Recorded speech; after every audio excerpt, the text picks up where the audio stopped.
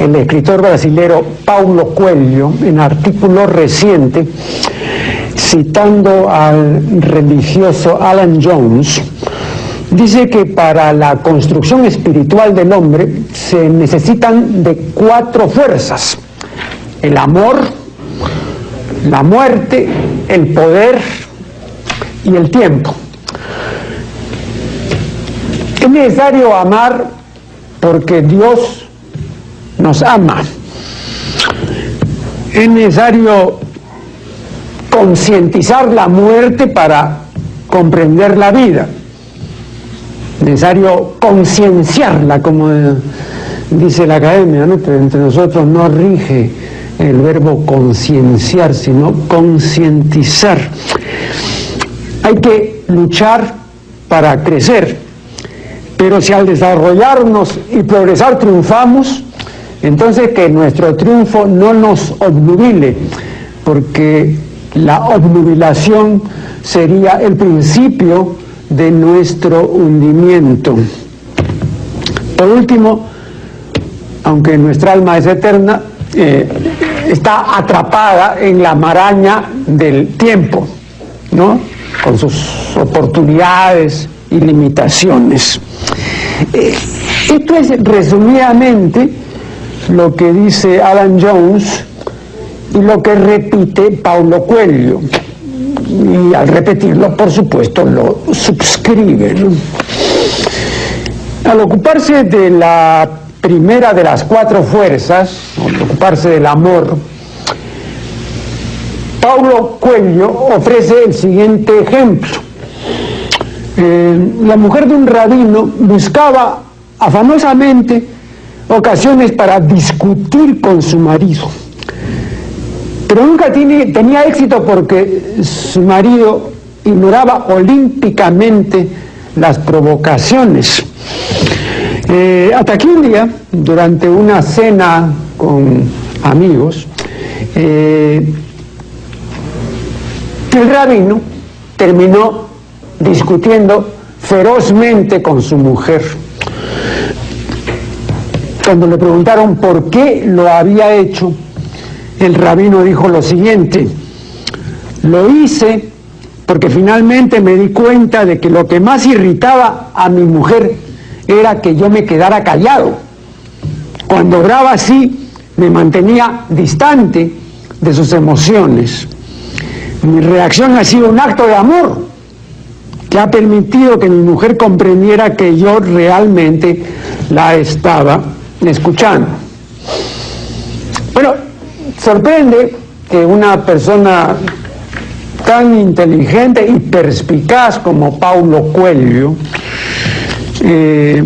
a quien, dicho sea de paso, entrevisté hace exactamente 10 años en Cable Mágico Cultural en el Canal 14, sorprende, digo, que una persona como Paulo Coelho confunda lastimosamente una manifestación atencional con una manifestación amorosa, ¿no? El atendimiento a otra persona es buena educación, es una muestra de cortesía, es deferencia, una manifestación también de interés, pero no es una manifestación de amor.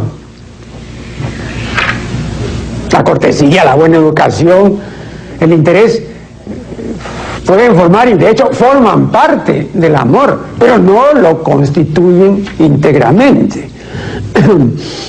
Las parejas que gustan de las rencillas y las discusiones están unidas por el conflicto. En Occidente, vivir el amor a través del conflicto es común, es corriente, pero no por ello esta manera de unirse amorosamente deja de ser una espantosa pérdida de tiempo, ¿no? Y una estupidez además, ¿no? Yo recuerdo que conversando fuera de cámara con Paulo Coelho, en esa época grababa yo en las mañanas, a las 10 de la mañana, y terminaba de la grabación a las a la 1 más o menos. Y al salir conversé con este célebre autor brasilero, ¿no? Y me dijo que me han invitado a un restaurante de comida criolla, ¿no? Que quiero probar los platos típicos. Esto es anterior al boom de la culinaria actual, es anterior. Yo le comenté un libro que es en realidad prácticamente autobiográfico, pero es una serie de entrevistas que le hicieron a Paulo Coelho, ¿no? Entonces él cuenta una serie de cosas respecto a su vida, ¿no? Entre otras, dice que fue pues un gran consumidor de toda clase de drogas, ¿no? Así, él me decía que había consumido todas las drogas habidas y por haber, ¿no? Que había estado en la cárcel, en fin. A mí me contaron, de muy buena fuente, ¿no? Que ya por entonces, estoy hablando de hace 10 años, ya por entonces Paulo Coelho, solamente con la venta de sus libros, había reunido la bonita suma de $25 millones. Así de simple. Pero recuerdo que por entonces decía cosas que eran dignas de atención, ¿no? Sí. Decía, recuerdo, y lo he citado en uno de mis libros, que el amor es la fuerza más constructiva del mundo, pero también puede ser, y de hecho es, la fuerza más destructiva del mundo. No pregunten a esa serie inacabable de personas que han sucumbido por causa del amor, ¿no? Y yo me valí incluso de esta declaración para decir pues que el amor es un poder demoníaco, ¿no? En el sentido en que lo entiende el gran psicoterapeuta, no solamente él, ¿no? Pero él ha desarrollado el punto, el gran psicoterapeuta norteamericano Rollo May, ¿no? Es una función arquetípica, dice May, ¿no? Bueno, me pareció un tipo muy distinto del Paulo Coelho actual, ¿eh? Ya el Paulo Coelho actual, ¿no? Que colabora en suplementos dominicales para la familia y dice cosas que no van a causar desazón ni estremecimiento, es un Paulo Coelho bastante diferente. Ahora, incluso cuando él manifestaba que había sido durante mucho tiempo consumidor de drogas, a mí me parece que él exageraba en la misma medida en que exageró San Agustín, ¿no? Su vida anterior al cristianismo, ¿no? Exactamente así, o sea, un gran pecador, un delincuente, una persona que estuvo con todos los vicios habidos y por haber, etcétera, hasta que encontré la palabra, encontré al Señor, encontré la salvación, ¿no? Y se acabó todo lo anterior. A mí me dio esa impresión. Creo que todos los especialistas de San Agustín están de acuerdo en eso, ¿no? Evidentemente todos estos santos exageran su vida anterior de pecado, de vicio, de degradación, para que el contraste, ¿no es cierto?, con el encuentro de la verdad sea mayor, ¿no? Entonces creo también que Paulo Coelho, esa es mi propia visión del asunto, no digo que sea la visión, no digo que sea la verdad, pero me da la impresión eso. Él exageró bastante, últimamente lo vi en la televisión española, ahora un par de meses, y lo mismo, ¿no?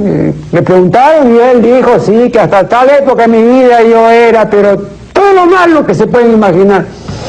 Entonces me parece que ya era, ¿no?, algo ya que él repetía, ¿no?, como parte de un pasado tenebroso que quedó en eso, en un remotísimo pasado, a raíz del descubrimiento que él hizo, etcétera, ¿no? Bien, pero no ha dejado de sorprenderme, ¿no?, porque no esperaba de una persona como Paulo Coelho, ¿no?, que confundiera una manifestación atencional, un atendimiento, la acción y el hecho, y la acción y el efecto de atender, con una manifestación de amor, ¿no? Hay un buen trecho. Bueno, después quiero ocuparme del cine. El cine, es decir, la técnica, el arte y la industria de la cinematografía, ¿no? El cine está muy sujeto al avance de la tecnología. No bien avanza esta, entonces todas las películas que se hicieron antes de ese avance comienzan a obsolecer, comienzan a anticuarse, salvo que tengan valores excepcionales, lo cual es raro, ¿no? Muy raro. La calidad, ya lo he dicho otras veces, no abunda. La calidad no es democrática. Pues bien, el diario El Comercio ha comenzado a publicar en formato de DVD, ha comenzado a publicar una serie de 12 grandes películas, ¿no? Las llamadas clásicas. La primera ha sido Casablanca, ¿no? Con Humphrey Bogart y la actriz sueca Ingrid Bergman. De Casablanca se podría decir exactamente lo mismo que decía la protagonista de esta película, o sea, Ingrid Bergman. Decía, Casablanca es una buena película, pero nunca pensé que era una película extraordinaria. Efectivamente, nosotros podríamos decir exactamente lo mismo, pero no podríamos decirlo de la segunda entrega de esta serie. Pero antes, un primer corte y ya retornaremos. Casablanca es una película simplemente pasadera, ¿no? Es una película aceptable, pero no es pues una gran cosa, ¿no? Y por muchas razones, pero no voy a entrar aquí a examinar la película Casablanca. Eso es cierto, ¿no? Con respecto a Casablanca, pero ya no lo es con respecto a la segunda película de esta serie, que es una realización de Elia Kazan, ¿no? Como se suele decir entre nosotros, pero está mal dicho. Elia Kazan, no es Elia Kazan, es Elia Kazan. La película se titula Un tranvía llamado Deseo, con Marlon Brando y Vivian Lee. Esta sí es una película fuera de serie. Yo la había visto hace 50 años. Y el otro día la volví a ver después de medio siglo. La vi con cierto temor, ¿no? Temía pues que la película hubiese perdido todos sus encantos por el envejecimiento, ¿no? 50 años pues son 50 años, ¿no? Y decíame para mis adentros que tal vez ya no me impactaría como me impactó hace tanto tiempo. Pero me equivoqué. Un tranvía llamado Deseo es uno de esos raros casos, y aún me atrevería a decir que es uno de esos rarísimos casos de películas que no han sido afectadas por la obsolescencia. O lo que es lo mismo, se trata de una película que no ha resultado perecible por acción del tiempo y por el avance de la tecnología. Pero ¿cómo se explica la lozanía y la vigencia de este clásico del cine, ¿no? Yo creo que se explica porque confluyeron o se juntaron tres factores esenciales, y los tres de primera. Un gran director, Elia Kazan, grandes actores, Marlon Brando y Vivian Lee, y un gran guión. La película se basa en una obra del dramaturgo Tennessee Williams, pero la adaptación cinematográfica, o sea, el guión, lo hizo el propio Williams, ¿no? de modo que era la persona pues, más indicada, ¿no? Y ni siquiera tuvo que inventar mucho, porque la enferma mental, que es la protagonista de la obra, William la tenía en casa porque era su hermana. De modo que, repito, no simplemente eso que le estaba viendo, que pasaba, etcétera, todo el desequilibrio, lo plasmó, pero tomó un caso real, ¿no? Eso no es invención. La obra se llama A Streetcar Named Desire, porque ustedes han visto aquí los camiones, los ómnibus, ¿no es cierto? Tienen un letrero, un nombre, ¿no? El Chalaquito, quita que te tumbo, allá voy, vive el Perú, todos esos son nombres de transportes colectivos. Bueno, igual, en la obra hay un tranvía pues, que efectivamente se llama Desire, ¿no? Deseo, ¿no? Por eso se llama, bueno, en realidad es una metáfora, ¿no? Un tranvía llamado Deseo. Ahora, este juntamiento de bondades y excelencias es una ocurrencia rarísima en la cinematografía mundial. Ocurre cuando ocurre una vez cada 50 años. No dejen de ver un tranvía llamado Deseo, ¿no? Lo recomienda alguien que siempre es muy renuente a recomendar. Soy imbécil y remiso para las recomendaciones, pero este caso es una excepción. Y aquí no tiene nada que ver el Diario del Comercio, porque esta no es una propaganda para lo que está haciendo el comercio. Yo lo he comprado con mi dinero, ¿no? El comercio nunca envía estas cosas. Pero lo que es bueno, pues, ¿no? Entonces está muy bien además el DVD, ¿no? Una gran claridad, los subtítulos, todo, en ese sentido es impecable, ¿eh? Y repito, no dejen de verla, porque cosas así se ven muy de vez en cuando, muy de vez en cuando. Bien, he recibido algunos correos electrónicos y contestaré algunos de ellos. Un televidente me pregunta que si hay realmente diferencia entre el maltrato y la crueldad. Vea, maltratar es herir o dañar con malos tratos. Y la crueldad, pues, es inhumanidad, fiereza de ánimo, impiedad, ¿no? Entonces, de más bulto, evidentemente, y de mayor repercusión, es la crueldad. El hombre es maltratador y cruel. ¿Por qué? Porque es un asesino desorganizado. Lea usted el primer capítulo de mi libro, titulado De esto y aquello. El primer capítulo es justamente un capítulo que se titula El asesino desorganizado. El 10º capítulo del último de mis libros, del libro sobre la mujer, se titula interrogativamente ¿quién es más hematólatra, el hombre o la mujer? ¿No? Lea también ese capítulo, ¿no? Es importante en relación con el punto. Estimado señor, nuestra especie es destructora, autodestructora y estúpida.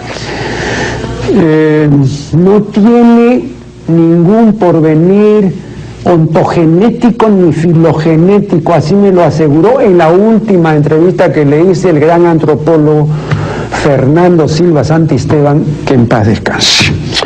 Bien, luego otro televidente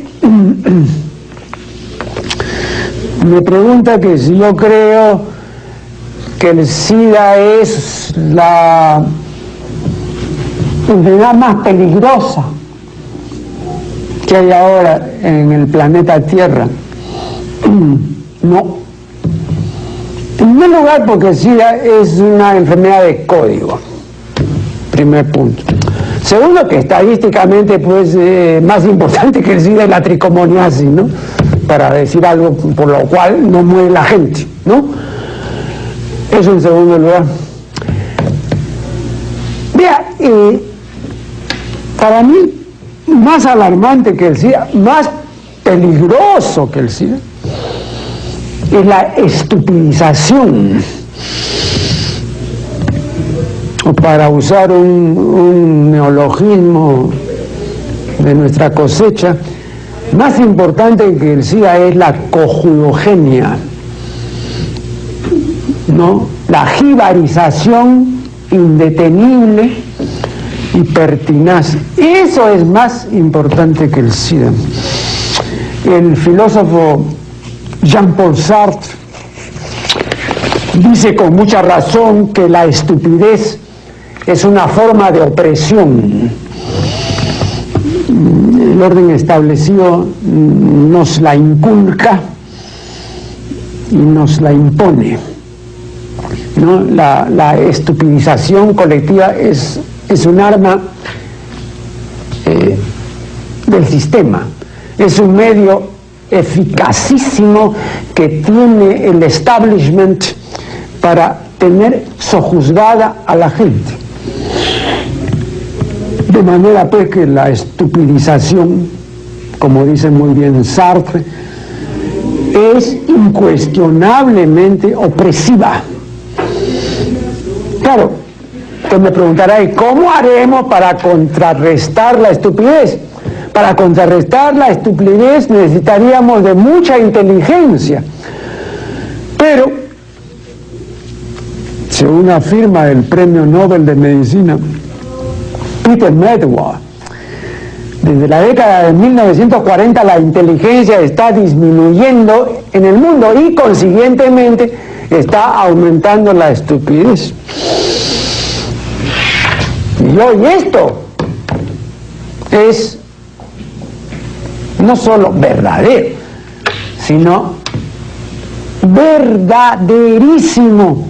Y sea esto dicho con un adjetivo superlativo absoluto que solía usar Juan Eugenio Hartzenbusch, ¿no? El famoso dramaturgo y crítico español que llegó a ser director de la Real Academia Española, ¿no? Esta jibarización, esta estupidización hoy no tiene vuelta de hoja, es un hecho de suyo elocuente, es, repito, verdaderísimo. Otro televidente me pregunta si hay una disposición natural a ser drogadicto. Sí, la hay. Ve, aquí tengo una declaración del presidente ejecutivo de DeVida, Rómulo Pizarro, que se expresa así. Dice, en realidad basta con que un joven tenga disposición al consumo para que no quede mucho espacio para el optimismo. La disposición al consumo es en muchos casos hereditaria, o sea, que es una predisposición de fábrica, es una diátesis. Y cuando las cosas, como en este caso, vienen de fábrica, cuando uno, por ejemplo, tiene o viene predispuesto a ser alérgico, lo será, no hay necesidad de que contraiga ninguna alergia. Entonces, igual, ¿no? La predisposición para el consumo de drogas es una cosa de fábrica. Entonces es facilísimo que el hábito arraigue, esto es, que tenga firmeza y permanencia. Lo mismo, dicho sea de paso, ocurre con el alcoholismo y con la obesidad. Los borrachos y los gordos están naturalmente predispuestos para hacerlo. Y dígase otro tanto, según estudios al respecto, dígase otro tanto de los delincuentes. hay también una codificación genética para la delincuencia. Pero en los otros casos, ¿no? Eso ya es algo que ha admitido la ciencia, ¿no? Por eso no hay exadictos. Por eso no hay exalcohólicos. No. Esta predisposición, sí, efectivamente. Luego también esta misma persona me dice que no entendió bien, por lo menos en los inicios, ahora se entiende mucho mejor, pero en los inicios, porque alguna vez me oyó decir, ¿no?, la figuración del rock, en lo que llamaremos la narcotización de Occidente, pues a partir de la década de 1950 hasta la fecha, ¿no? El rock and roll surgió a principios de la década de 1950. Y creo que es un hecho incontrovertible que el rock ayudó a destrabar aún más a la juventud de entonces, y la siguió destrabando cada vez más en las décadas siguientes, ¿no? Entonces se convirtió en una manifestación multitudinaria, ¿no?, y en una experiencia cuasi religiosa, en una forma secular del vuelo místico, ¿no?, en una reactualización de las antiguas técnicas arcaicas del éxtasis. Y en las manifestaciones multitudinarias del rock hay consumo de drogas. Creo que esto es patente, ¿no?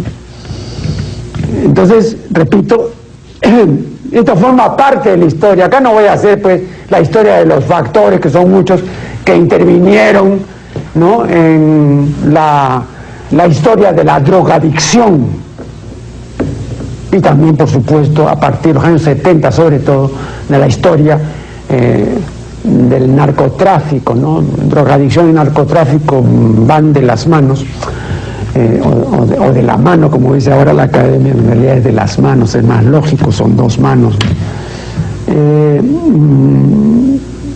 El narcotráfico despegó y creció y se expandió horrores a partir de la década del 70, ¿no?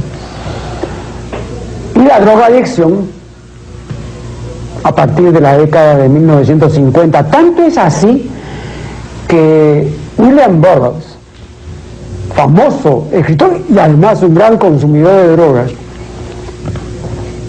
en su libro Naked Lunch, que es la traducción de este libro, no como se ha puesto ahí, almuerzo desnudo, ¿no?, sino almuerzo desprovisto.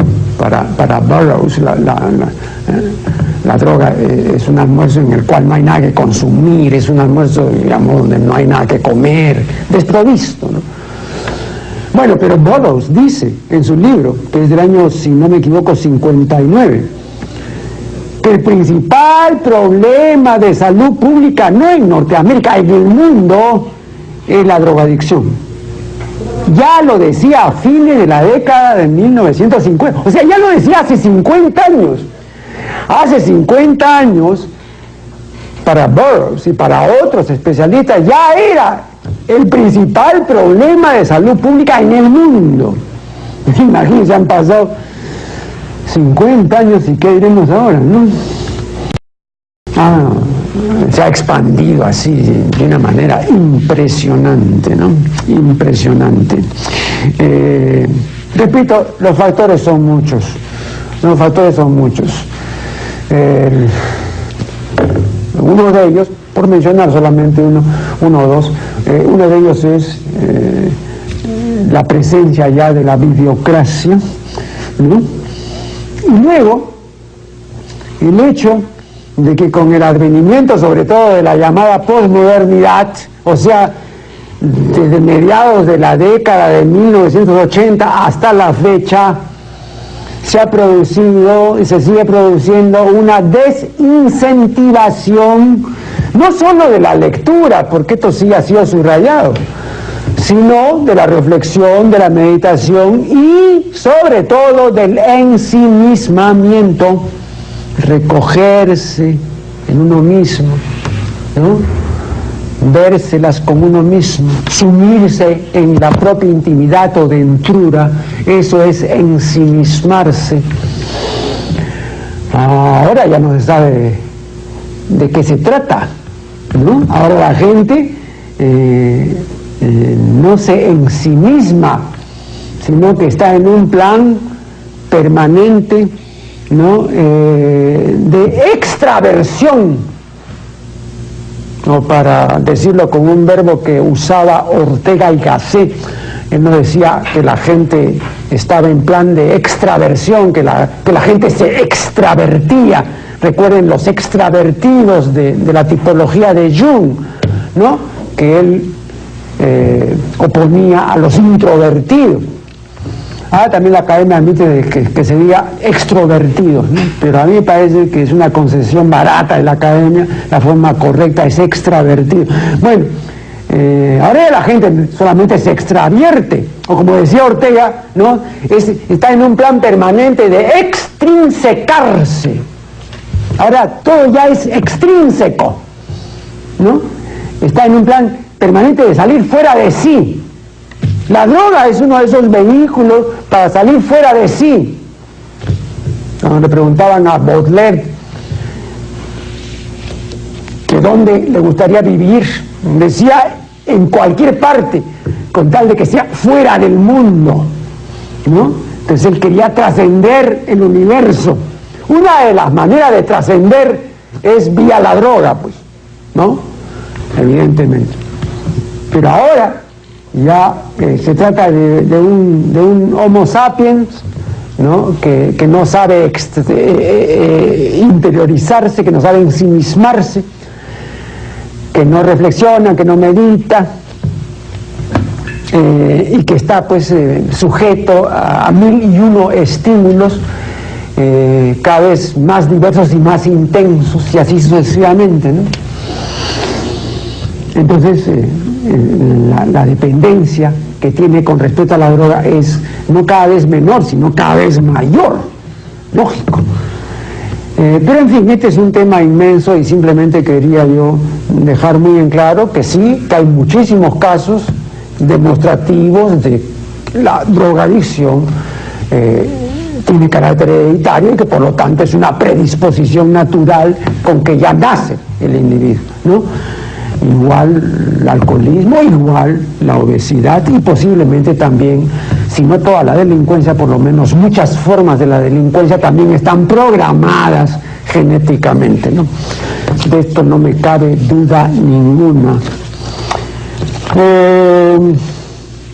Es una señorita de Chosica que me pide que no diga su nombre.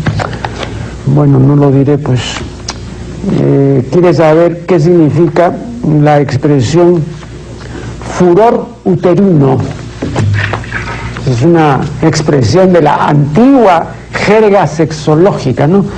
Furor uterino. Se decía pues que la mujer era paciente de furor uterino si tenía un gran apetito sexual, ¿no? Una mujer con un deseo tremendo y con unas ganas también considerables de copular, era una mujer paciente de furor uterino. Se le llamaba también, se le llama todavía, ninfómana, ¿no? La ninfomanía es otro nombre del furor uterino, ¿no? Ahora, cuando el hombre padece de una arrechura incontrolable, esto se designa con el término de satiriasis, ¿no? Vocablo derivado de sátiro, pues no, que es en la mitología greco-romana, ¿no? Una divinidad campestre y lasciva, ¿no? Muy lujuriosa, con figura de hombre barbado y patas y orejas cabrunas y cola de caballo o de chivo. Claro, hoy estas expresiones son antiguallas del museo pero claramente reveladoras de la preocupación que ha tenido siempre el varón, ¿no? Una preocupación temerosa respecto a las demasías incontrolables del apetito venéreo femenino. Pero de esto seguiremos hablando inmediatamente después del siguiente corte. De espectaculares excesos, ¿no? En relación con la lujuria, ¿no? El hombre no es comitente, según la Academia, de tales excesos, ¿no? No, además, en la realidad es así también, ¿no? Aunque claro, el concepto de exceso sexual es un concepto muy discutido y para muchos el exceso, al menos en punto al sexo, es muy difícil de cometer, ¿no? Es dificilísimo de cometer. Pero pues sobre esto podemos volver entre un momento, ¿no? Yo creo que el hombre teme el furor uterino, porque sabe que una mujer con furor uterino lo puede agotar y secar, ¿no? Por eso se la imagina pues loca y devoradora, ¿no? Yo hace muchos años conocí a un vendedor ambulante muy gracioso, un moreno, ¿no? Pero criollo, realmente, que vendía un dulce, creo que era el sanguito, me parece. Y un día estaba conversando con una comadre, ¿no? Y le decía, yo sé por qué el hombre de usted se separó de usted, ¿no? Bueno, es que era un mal hombre, le decía ella. No, esa no era verdad, porque tenían, según supe, habían tenido como 8 o 10 hijos, ¿no? Y entonces acá viene la expresión que quiero destacar de este vendedor de dulces criollos, ¿no? Entonces le reprochaba pues que había tenido tantos hijos con el marido que se había ido, y le decía, no, lo que pasa es que usted al hombre lo deslechó. Esa es la idea central en la mentalidad popular, ¿no? O sea, una mujer así, apetente en demasía, puede deslechar al hombre, o sea, lo deja seco, así como el limón de molientero lo seca, ¿no? Entonces le decía eso, pues, ¿no? El temor de que lo vayan a deslechar, y en este caso, tantos hijos lo deslechó, pues lo ha dejado seco, pues, efectivamente, ¿no? Pero, repito, son términos que ya no se usan. Se usaron en una época, sobre todo en la época del terrorismo antisexual, ¿no? Después de la aparición del espantajo masturbatorio a comienzos del siglo XVIII, proliferó toda una literatura, ¿no? Con términos como estos, ¿no? Pero así, una literatura pero abundantísima y por supuesto creadora de angustia, ¿no? Evidentemente, ¿no? Imagínense pues a una mancha peratoner de la época, ¿no? O a un doctor como el doctor Samuel Lamer, ¿no? Que también era pues un terrorista pero completo en el terreno sexual, ¿no? Usaba mucho estos este médico inglés que acabo de mencionar decía incluso cosas, y solamente por meter miedo, pero decía cosas que no eran verdaderas, ¿no? Que eran absolutamente falsas. Por ejemplo, decía, para desalentar la masturbación masculina, porque solamente se hablaba de la masturbación masculina, básicamente de ella, a veces se hablaba de la femenina, pero muy raro. La gran masturbación era la masculina. Y entonces él decía que uno de los males que ocasiona la masturbación masculina es que los hombres, de tanto masturbarse, van a ver cómo se les encoge el pene, decía. Cuando es al revés, ¿no? Si la persona está masturbando, más bien el pene se va a inflamar, ¿no? Entonces no se va a encoger. Pero era pues una manera de meterles miedo, ¿no? Decía, cuidado, pues se te va a encoger completamente y va a desaparecer, ¿no? Así, se te va a poner chiquito. Entonces la gente, por temor de que no se le pusiera así, entonces no se masturbaba, pero era pues solamente, pues, ¿qué? Un par de días o un día, ¿no? Después seguía.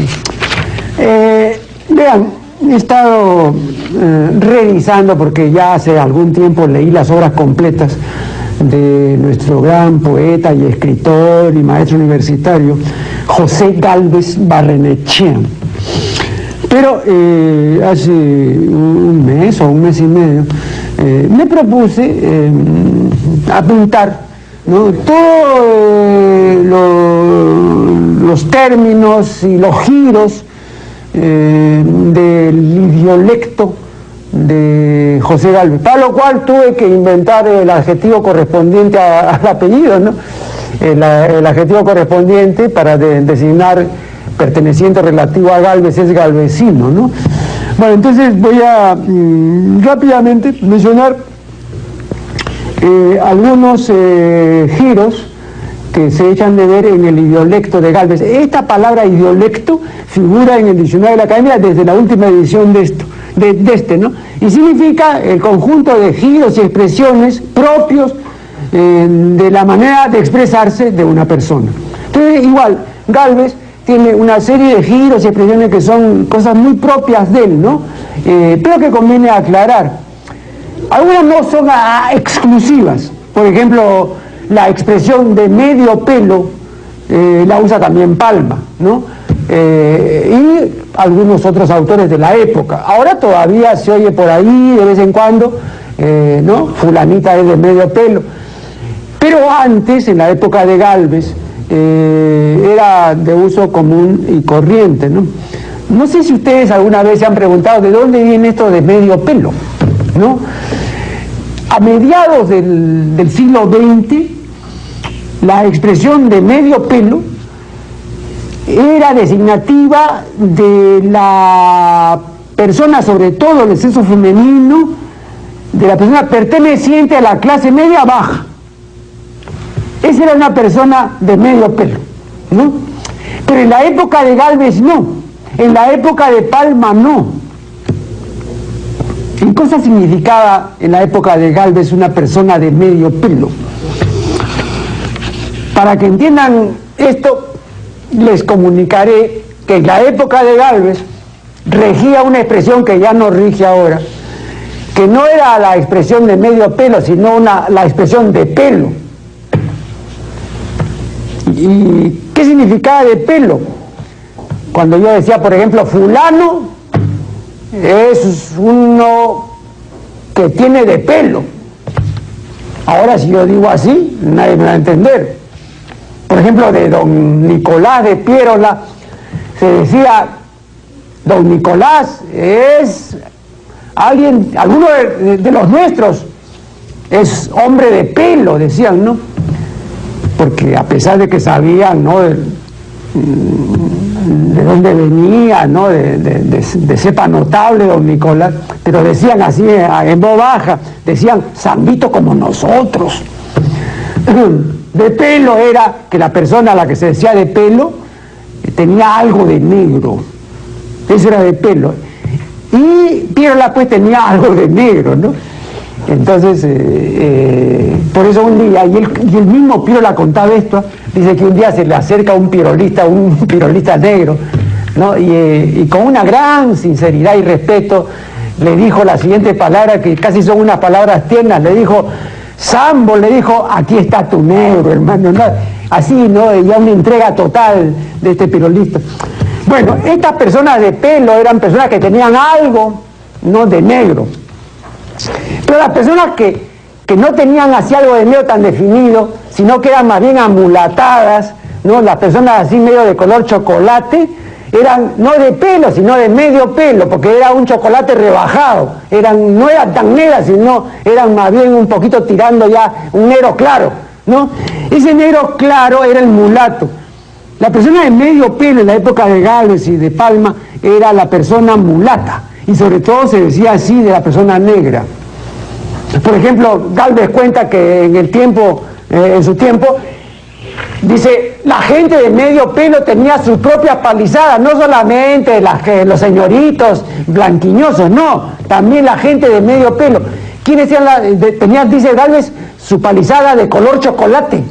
Claro, porque eran palizadas de gente no mulata, ¿no? Entonces, repito, viene de ahí. La persona de medio pelo es la persona antes que mulata, se decía, de medio pelo. Después pasó a significar la persona que no tenía pues no presencia social, que era de clase media baja, pues una pobretona que a veces quería ufanarse de que no era tan pobre, pero se le notaba, ¿no? Y entonces se le decía, no, esta es una persona despectivamente, ¿no? De medio pelo. Pero siempre había este elemento racial también, ¿no? Bien, me están indicando que no va a ser un nuevo corte y inmediatamente estoy con ustedes para la despedida.